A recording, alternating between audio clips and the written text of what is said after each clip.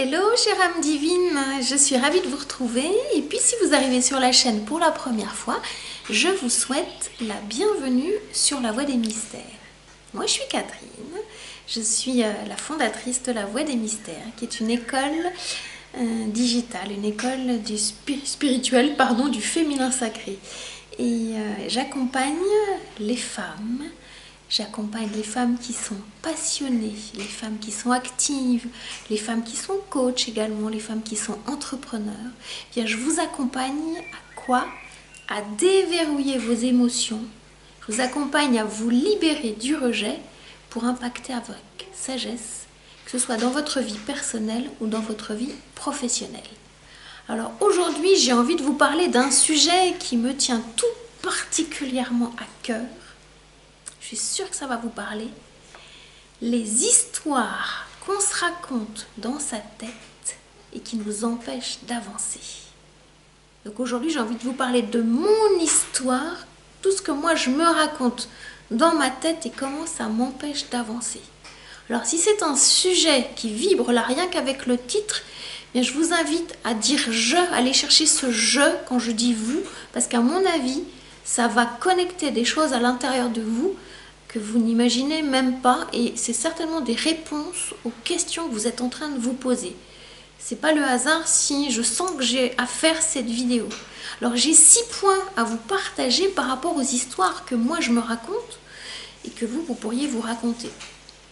Le premier point, c'est le problème, parce que c'est bien d'identifier le problème. C'est quoi la source? Parce que tant qu'on ne trouve pas le problème, c'est difficile d'aller trouver les solutions. Le second point, c'est qu'il y a un rêve qui est caché derrière, parce que forcément, sinon, on reste dans la problématique. Et le rêve, il doit être beaucoup plus puissant, plus fort que le problème, sinon on reste dans le problème.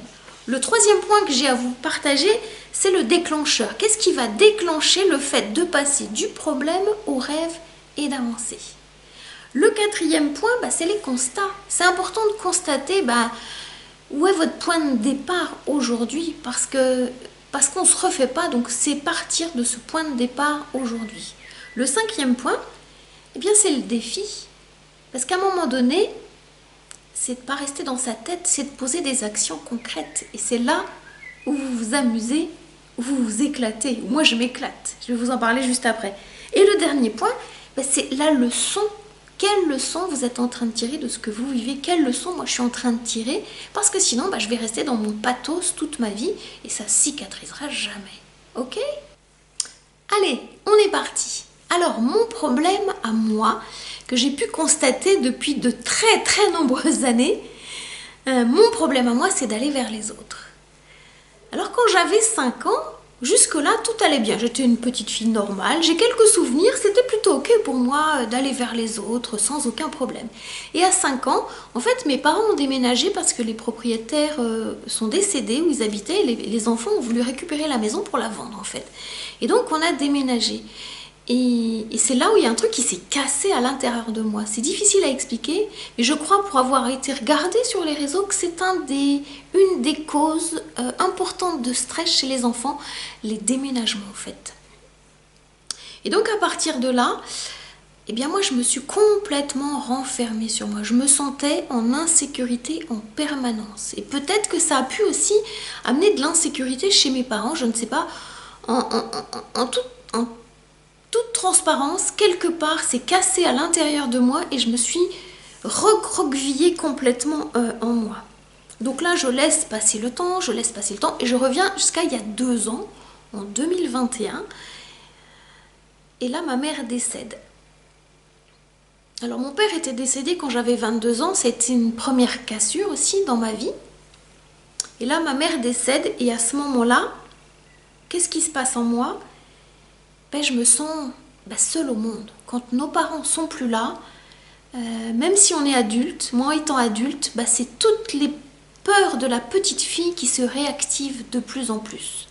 Il n'y a plus papa, il n'y a plus maman, et pouf, la petite fille en moi, elle se sent complètement abandonnée, quoi. C'était vraiment ça, et c'était réel en fait. À partir de là, c'est comme si je descendais de plus en plus dans mes profondeurs. Donc il y a 2 ans, comme vous savez, il y a en même temps eu le Covid. Donc moi j'ai déménager. Je vais déménager juste avant. Et ben, j'habitais dans un appartement. Et donc le Covid, il nous a enfermés. Et moi, habitant dans mon appartement, plein centre-ville, ben, je me suis encore plus enfermée, renfermée sur moi-même. En plus, je n'avais pas de famille autour de moi. J'avais pratiquement pas d'amis parce que je venais d'arriver. Et les personnes avec qui je travaillais étaient à distance. Donc je me sentais vraiment, vraiment enfermée. Et j'ai fait le constat, que j'avais vraiment un problème.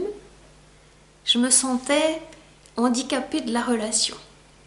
Alors ça, c'est l'histoire que je me racontais en fait, pour justifier le fait que c'était compliqué pour moi d'aller vers les gens. Parce qu'on s'en raconte des histoires. Donc voyez un peu pour vous comment ça fonctionne, quelles sont les histoires que vous êtes en train de vous raconter qui alimentent le problème. Combien de fois je me suis dit que j'étais handicapée de la relation. Et donc en étant handicapée, bah, je reste dans mon handicap, quoi, parce que c'est un handicap comme un autre, et puis il est confortable en fait. Et donc, je me suis dit, bah, faut quand même que je résolve mon problème. J'ai pas envie de rester comme ça, parce qu'en même temps, je suis pas bien. Et j'étais pas bien. Parce que j'étais pas bien avec moi-même en fait. Alors je peux être avec moi-même, la solitude, c'est quelque chose que j'ai l'habitude de cultiver, c'est ok. Mais alors qu'est-ce que j'ai décidé? Ben, j'ai décidé de déménager. Et donc je suis partie à 800 km. J'étais en Alsace, je m'installe en Bretagne. Ça c'était l'année dernière. Sauf que, parce qu'il y a bien un sauf que, je suis venue ici avec mon problème. Mon problème n'avait pas changé, il était encore là.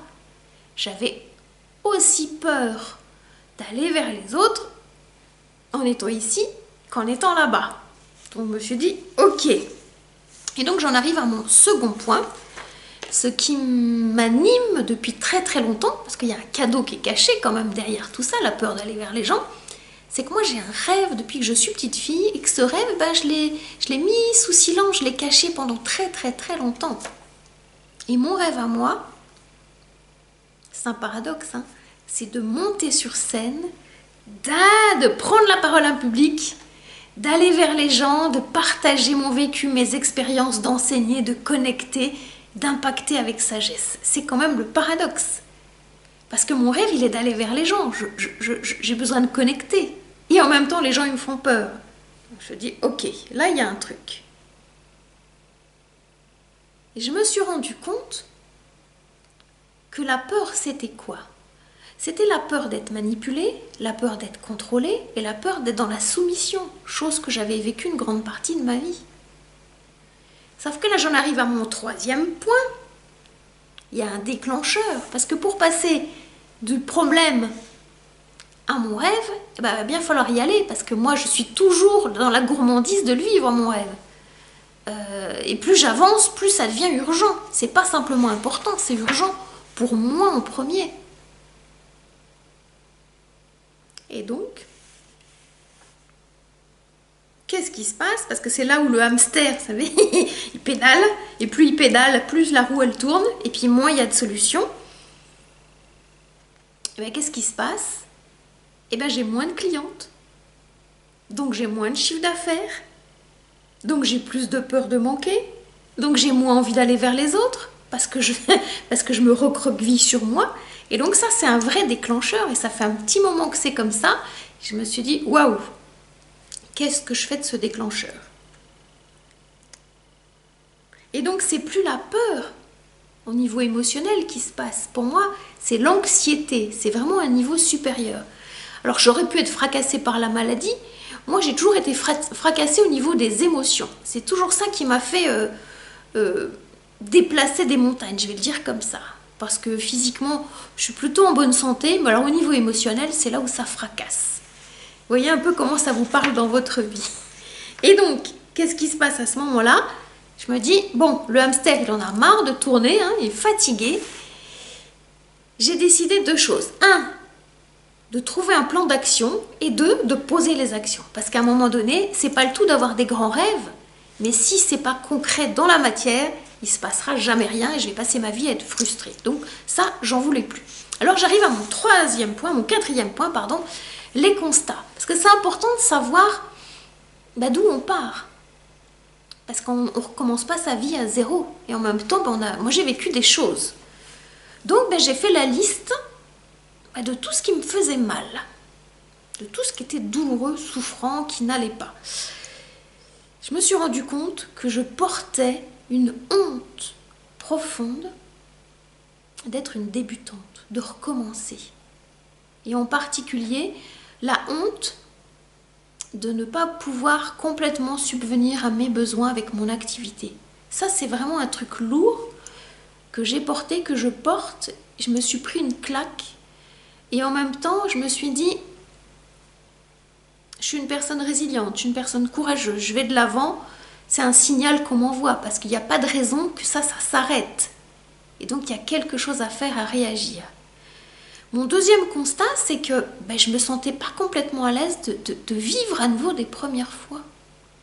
Alors que dans ma vie d'entrepreneur, je ne fais que ça. Il y a plein de premières fois. J'ai été confrontée depuis 10 ans à vivre des choses pour la première fois et je m'en suis toujours sortie. Donc ok, je vais vivre des choses pour la première fois, mais je vais trouver des ressources. Il n'y a pas de raison que ça change. Et j'accepte aussi, chose que je faisais moins, en même temps d'aller vers les autres, puis de commencer à demander de l'aide. Et donc j'ai accepté d'aller vers les autres, et par exemple, je travaille avec quelques business friends. Pas beaucoup, mais j'arrive à échanger avec quelques personnes. Chose que pour moi, avant, ça aurait été inimaginable d'aller demander de l'aide. Parce que quand on est entrepreneur, on avance seul, globalement. Et donc, c'était difficile. Et j'ai fait un truc que j'avais jamais fait. J'ai refait mon CV. Imaginez, ça fait 10 ans que je suis plus salariée, donc pas besoin de faire mon CV. Et là, j'ai décidé de refaire mon CV, peut-être avec l'idée d'aller, quand il y a une baisse de rémunération, d'aller chercher un travail salarié. Ça peut être aussi une opportunité pour moi d'aller vers les gens, parce que je me suis dit, ok, c'est quoi le positif, c'est quoi l'intention positive derrière ce que je vis. Et puis je me suis rendu compte, en refaisant mon CV, toutes les compétences que j'avais développées depuis 10 ans. Je ne suis absolument pas débutante. Et qu'est-ce que j'ai des compétences? Alors je vous invite peut-être à faire de même pour voir où vous en êtes. Vous êtes beaucoup plus que vous n'imaginez. Et là, vous allez vous rendre compte que il y a des histoires que vous êtes en train de vous raconter qui vont commencer à se taire. Parce que vous dites, non, mais ça, c'est pas possible, il faut que j'arrête de me raconter ça. Ça, c'est pas vrai, ça marche pas. Et donc, de ces constats-là, moi, j'en arrive à mon 5e point qui est, ok, c'est quoi mon défi? Parce que moi, je me suis lancée toute ma vie des défis. Et ça, j'adore ça quelque part. Parce que c'est bien la zone de confort. C'est confortable, comme on dit. Mais en même temps, moi, je suis comme un poisson dans mon bocal. Je commence à m'ennuyer, quoi. Et quand je m'ennuie, là, c'est pas bon. Donc, j'ai besoin d'amener de la nouveauté dans ma vie. Parce que quand on parle, par exemple, vous savez, au niveau spirituel, on parle beaucoup de l'ère du Verseau. L'ère du Verseau, ça va être une ère d'innovation. Pas simplement au niveau technologique, ça, ok. On y vient, on y va, ça avance vite. Mais aussi une ère d'innovation dans les relations humaines. Et c'est là où moi, j'ai impacté. Parce que c'est ça qui m'intéresse. Comment on va pouvoir connecter avec peut-être ce qui n'a jamais existé. Déjà, c'est être dans le cœur. Donc, c'est ce que je fais quand je vous parle là, présentement, à cet instant. Moi, j'aime être en vérité, dans l'authenticité. Et j'espère vous inspirer à faire de même. Et donc, mon défi, il est d'aller vers les autres. Et pas simplement dans ma vie professionnelle, l'envie d'aller, de monter sur la scène, comme je vous ai dit tout à l'heure, mais c'est aussi dans ma vie personnelle. Et donc, dans ma vie personnelle, j'ai pris une décision, elle était hier, donc vous voyez, c'est vraiment tout récent, c'est d'aller faire du bénévolat. Et je remercie une de mes clientes avec qui j'ai échangé ce week-end, qui m'a dit, elle, parce qu'elle a aussi beaucoup bougé, et donc je lui fais un petit coucou, elle se reconnaîtra. Elle n'est pas loin d'une frontière, elle se reconnaîtra. Eh bien, elle, dès qu'elle arrive dans une ville, au bout de 3 jours, elle va à la mairie demander comment elle peut aider, comment elle peut partager son énergie, comment elle peut faire du bénévolat. Donc elle m'a inspirée et je me dis, ok, moi ça fait 8 mois que je suis là, j'habite dans une petite commune sympa, donc j'ai aussi envie de donner de mon temps. Donc j'ai décidé d'aller contacter la mairie pour rencontrer des gens. Vous voyez, mon défi commence par là dans ma vie personnelle. J'ai dit, ok. Et dans ma vie professionnelle, qu'est-ce que j'ai envie de relever comme défi pour aller vers les gens justement? Je me suis rendu compte que ça, je l'avais déjà fait, mais comme j'avais peur de mes premières fois, j'y retourne. Parce que là, j'ai pas beaucoup de contacts. Mais en même temps, ben, ça se développe. Donc j'ai décidé de faire du présentiel. Et comment? Bien de faire des conférences en présentiel, de faire des ateliers en présentiel, donc on va des choses plus concrètes. La conférence, c'est quelque chose qui est beaucoup plus dans l'ordre du savoir. L'atelier, on va concrétiser, on va mettre les mains à la pâte, par exemple. De la peinture, par exemple, je vous montre, j'en ai là, voilà, de la peinture intuitive. Et j'ai aussi envie de proposer des retraites spirituelles où on se rencontre, où on travaille pendant un week-end à aller regarder un petit peu ce qui est la problématique, le rêve, les défis, comment on y va. Et puis je vais continuer ce que je fais, c'est-à-dire les vidéos, parce que ça c'est aussi ma zone de confort. Donc j'ai envie de continuer, je vais faire des lives aussi. Et donc tout ça, ça fait partie de mon défi, de mon changement. Donc je vous invite à voir, vous, dans votre vie, de là où vous en êtes, dans votre zone de confort, sans vous mettre en insécurité, qu'est-ce que vous pourriez faire, que vous avez déjà fait, simplement. Je dis simplement parce que c'est un petit pas. Commencez à expanser, commencez à oser, commencez à innover. Faire ce que vous aimeriez peut-être recevoir, commencez à le faire pour vous. Et là, vous faites déjà un grand pas. Alors j'en arrive à mon dernier point, parce que ce qui est important, c'est de, comme je disais, ok, on a toutes des blessures, on a toutes vécu des choses difficiles. On ne va pas rester dans le pathos, parce que sinon on n'avance pas. On a toute une leçon à aller chercher et aussi peut-être à partager. Et ma leçon à moi, quelle est-elle? Dans mon 6e point. Eh bien, ma leçon à moi, elle est que je suis là pour montrer l'exemple, de savoir comment c'est possible de cicatriser une blessure, de ne pas rester dans ma blessure de rejet, qui, comme vous le savez, c'est ok, j'existe pas, on ne me voit pas, je suis transparente, je disparais, ok, moi c'est l'inverse, ok, de cette blessure, j'en fais une force. Et j'ai envie de vous partager des enseignements autour de cette blessure, comment ça fait du bien de prendre ma place. Et aujourd'hui, ok, je le fais en vidéo, et j'ai envie de le faire aussi en présentiel. Donc si un jour vous avez envie de venir dans des retraites spirituelles que j'organise, et je vais en organiser bientôt, en Bretagne, dans une terre du féminin sacré, vous êtes les bienvenus.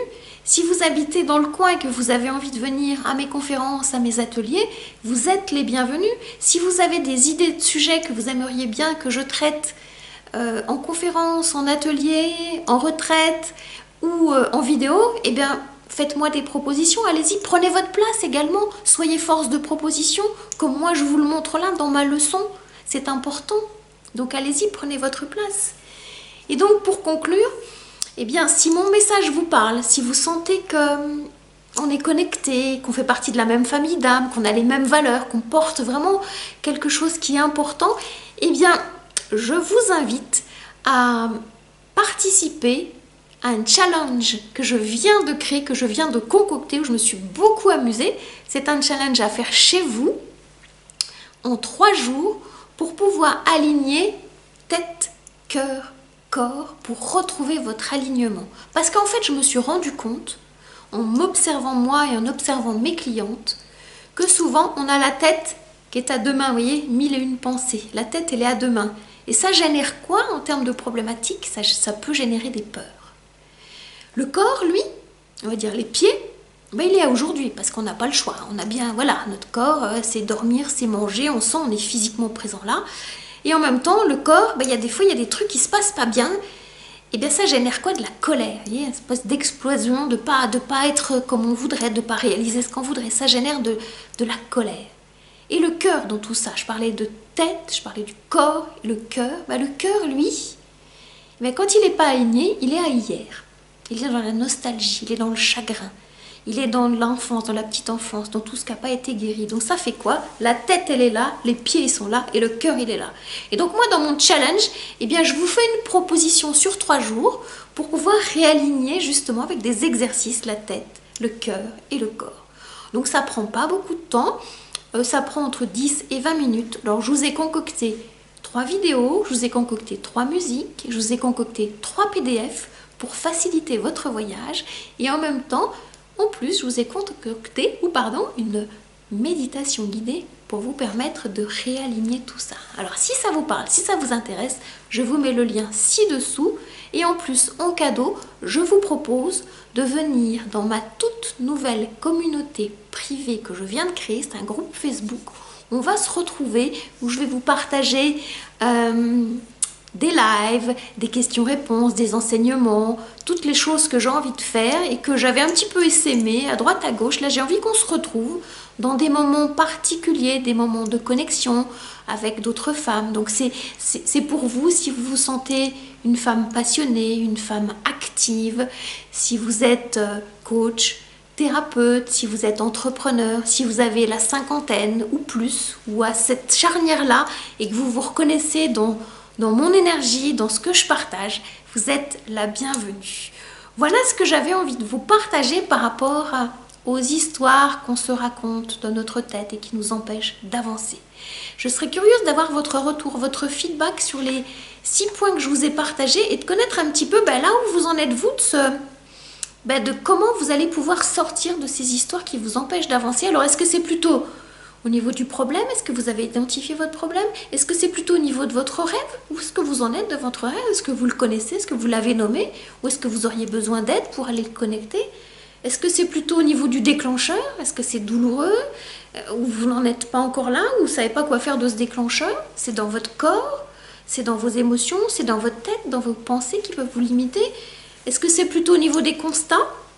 Est-ce que vous êtes capable de constater un petit peu là où vous en êtes?